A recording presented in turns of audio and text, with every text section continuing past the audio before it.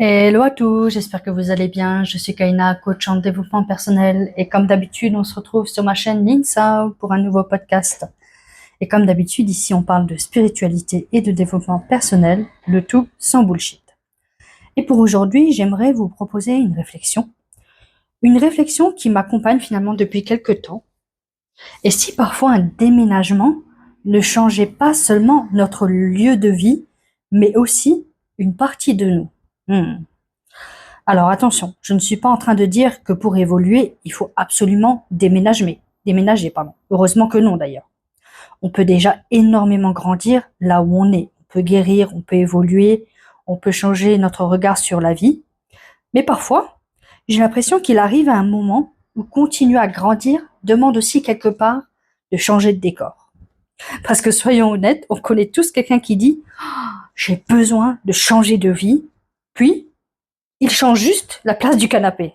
Bon, vous me direz, c'est déjà un début. Mais je suis pas sûre que l'univers ait prévu une révolution spirituelle grâce au déplacement du meuble télé. Je crois qu'il y a quelque chose de particulier finalement avec les lieux.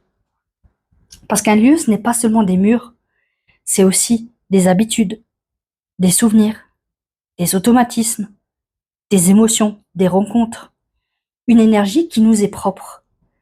Et parfois, sans même nous en rendre compte, nous continuons à jouer le même rôle parce que tout autour de nous nous rappelle qui nous étions. Les mêmes rues, les mêmes commerces, les mêmes personnes, les mêmes habitudes. Et notre cerveau, lui, il adore ça. Lui, il se dit ah, moi je connais Cool Raoul, je suis en sécurité. Hein. Alors que parfois, notre âme, elle regarde par la fenêtre et dit oui, ok, mais tu sais, on pourrait aller voir un peu plus loin. Alors, je vais te prendre un petit peu une image. Imagine une plante, tu peux très bien en prendre soin, l'arroser, la chouchouter.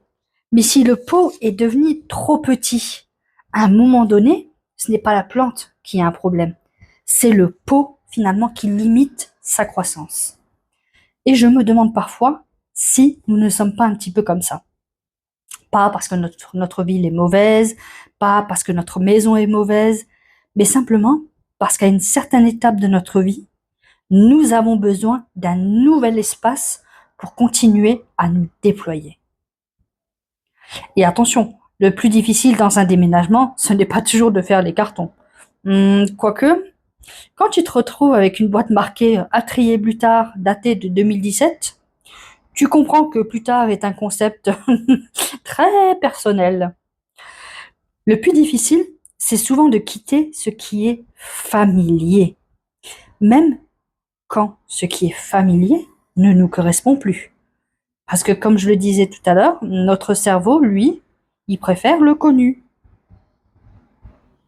à un bonheur inconnu. Et pourtant, combien de personnes disent après, par exemple, un déménagement, je me reconnais plus.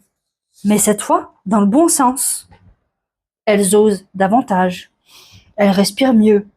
Elles découvrent de nouvelles personnes, de nouvelles habitudes, de nouvelles versions d'elles-mêmes finalement. Comme si le changement de lieu avait aussi autorisé un changement intérieur. Et franchement, j'imagine bien notre âme en train de regarder Google Maps et elle dit alors, bon, cette étape de ta vie est terminée. Et puis nous, on lui répond très bien, ok. Là-dessus, elle nous dit alors, du coup, on change de paysage. Et nous, on est là attends, il faut faire les cartons. Alors aujourd'hui, si tu ressens depuis, je dirais, quelque temps cet appel au changement, ne te précipite pas, mais ne l'ignore pas non plus. Demande-toi simplement, est-ce que j'ai envie de changer de lieu ou est-ce qu'une partie de moi est prête à vivre un nouveau chapitre? Parce que parfois, un déménagement ne résout pas tous nos problèmes, mais il peut offrir une nouvelle version de nous-mêmes et un espace finalement dont on avait besoin pour enfin s'exprimer. Et si tu souhaites être accompagné pour faire le tri entre ce que tu souhaites vraiment garder dans ta vie et ce qui est peut-être prêt à laisser de la place à un nouveau chapitre, je serai ravie de t'accompagner. Tu trouves mon lien directement en bio. Et si ce type de podcast te plaît, n'hésite pas à le partager, à mettre un j'aime, un commentaire. Et en attendant, je te souhaite une excellente journée. Prends soin de toi.